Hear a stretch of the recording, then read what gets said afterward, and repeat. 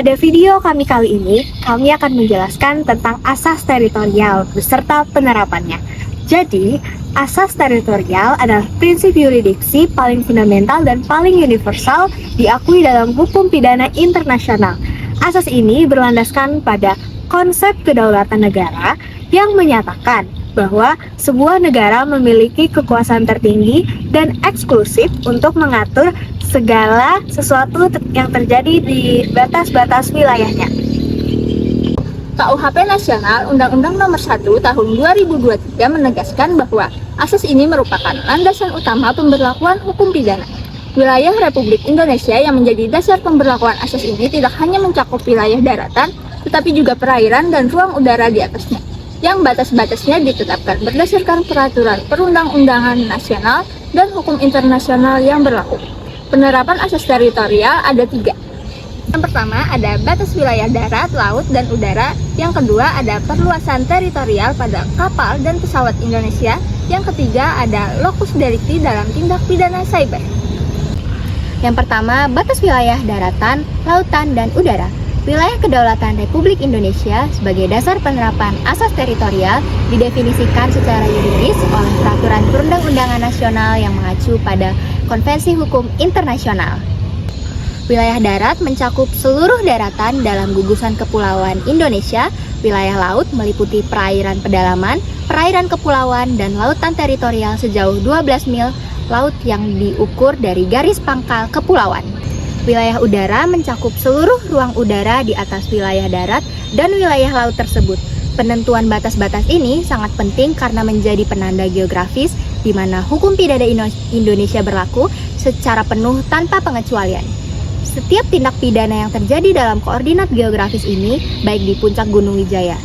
Untuk contoh kasusnya, seperti pada sengketa Ambalat.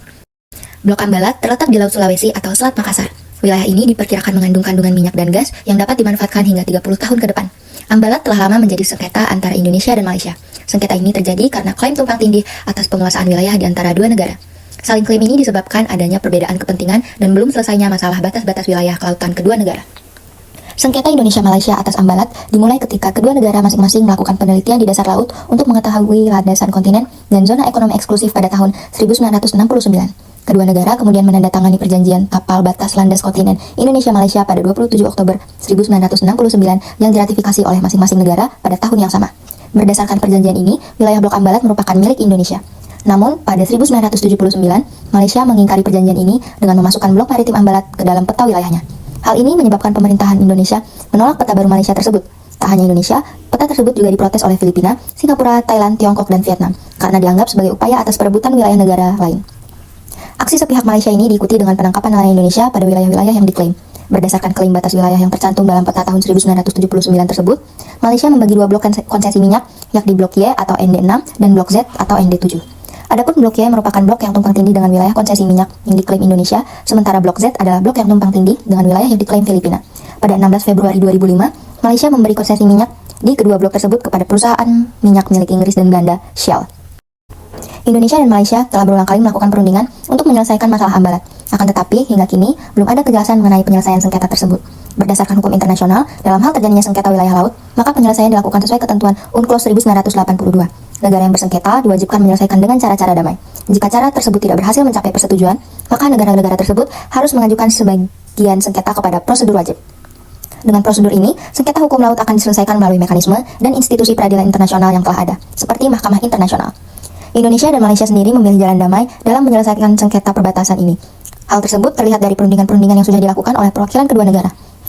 Pemerintah Indonesia pada tahun 2009 telah menyebut tidak akan membawa masalah Blok Ambalat ke Mahkamah Internasional mengingat posisi Indonesia yang kuat. Meski begitu, pemerintah berulang kali menegaskan bahwa kedaulatan Indonesia merupakan harga mati yang tidak bisa ditawar. Yang kedua, perluasan teritorial pada kapal dan pesawat Indonesia. Pada perluasan teritorial kapal dan pesawat Indonesia berarti bahwa hukum pidana Indonesia tidak hanya berlaku di wilayah darat, laut, dan udara Indonesia, tetapi juga menjangkau kapal berbendera Indonesia serta pesawat yang terdaftar di Indonesia, meskipun berada di wilayah luar negara. Dengan demikian, kapal Indonesia diperlakukan sebagai wilayah terapung dan pesawat Indonesia sebagai wilayah terbang Indonesia. Perluasan ini penting untuk memastikan setiap tindak pidana yang terjadi di dalamnya tetap dapat dikenai hukum Indonesia serta mencegah kekosongan hukum, terutama ketika peristiwa terjadi di laut lepas atau ruang udara internasional. Untuk contoh kasusnya seperti pada kasus penyelundupan sabu 2 ton di kapal Sea Dragon tahun 2025-2026. Pada bulan Mei 2025, Badan Narkotika Nasional atau BNN Republik Indonesia bersama Bea Cukai serta aparat TNI Polri menggagalkan penyelundupan sabu hampir 2 ton di perairan Kepulauan Riau yang merupakan salah satu pengungkapan terbesar dalam sejarah pemberantasan narkotika di Indonesia. Pada tanggal 21 Mei 2025, tim patroli BNN Republik Indonesia dan Bea Cukai mengirimkan kapal tersebut saat melintasi dekat perairan Karimun, lalu melakukan pemeriksaan kelengkapan dokumen kapal. Dari penggeledahan ditemukan sekitar 1.995.130 gram sabu yang dikemas menyerupai produk teh asal Tiongkok. Para penjual didakwa melanggar pasal 114 ayat 2 Jungto, pasal 132 ayat 1 Undang-Undang Nomor 35 Tahun 2009 tentang narkotika. Dalam kasus tersebut, 6 ABK ditetapkan sebagai tersangka, terdiri atas 4 WNI, Fandi Ramadan, Richard Halomoan Tambunan, Leo Chandra Samosir, dan Hasiholan Samosir, serta 2 warga negara Thailand, Terapong Lek Praduk, dan Werepat Pongwan. Majelis Hakim PN Batam kemudian menjatuhkan vonis berbeda. Fandi Ramadan divonis 5 tahun penjara kapal pada 5 Maret 2026.